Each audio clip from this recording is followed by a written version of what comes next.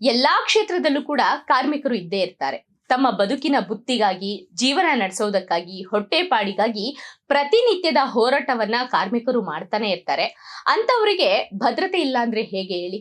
ಇವತ್ತು ನಾವು ಎಲ್ಲಾ ಕ್ಷೇತ್ರದಲ್ಲೂ ಕಾರ್ಮಿಕರು ಇದ್ರೂ ಕೂಡ ಇವತ್ತು ನಾವು ಮಾತಾಡ್ತಾ ಇರುವಂತದ್ದು ಸಿನಿ ಕಾರ್ಮಿಕರು ಹಾಗೆ ಸಾಂಸ್ಕೃತಿಕ ಹಾಗೆ ಸಾಹಿತ್ಯ ಲೋಕದಲ್ಲಿ ದುಡಿತಾ ಇರುವಂತಹ ಕಾರ್ಮಿಕರ ಬಗ್ಗೆ ನಾವು ಮಾತಾಡ್ತಾ ಇದೀವಿ. ಯಾಕಂದ್ರೆ ಸಚಿವ ಸಂತೋಷ್ ಲಾಡ್ ಅವರು, ಕಾರ್ಮಿಕ ಸಚಿವರಾಗಿರುವಂತಹ ಸಂತೋಷ್ ಲಾಡ್ ಅವರು ಕಾರ್ಮಿಕರಿಗಾಗಿ ಒಂದಷ್ಟು ಯೋಜನೆಗಳನ್ನ ಈಗಾಗಲೇ ತಂದಿದ್ದಾರೆ.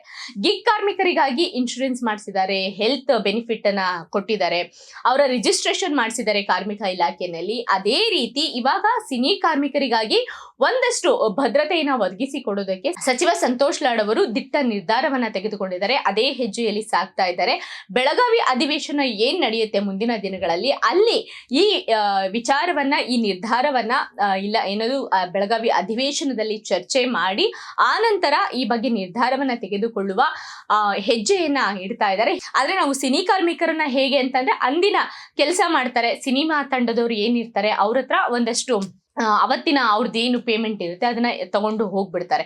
ಇದು ಅವ್ರಿಗೆ ಅಷ್ಟಕ್ಕೆ ಸೀಮಿತ ಆಗೋಗಿರುತ್ತೆ. ಆದರೆ ಈ ಸಿನಿ ಕಾರ್ಮಿಕರನ್ನು ಕೂಡ ಗುರುತಿಸುವಂತಹ ಕೆಲಸವನ್ನ ಸಚಿವ ಸಂತೋಷ್ ಲಾಡ್ ಅವರು ಮಾಡ್ತಾ ಇದ್ದಾರೆ. ಅವ್ರಿಗೆ ಭದ್ರತೆ ಒದಗಿಸ್ಕೊಡ್ಬೇಕು ಅನ್ನೋ ಒಂದು ದಿಟ್ಟ ನಿರ್ಧಾರವನ್ನ ಕೈಗೊಂಡಿದ್ದಾರೆ. ಇದು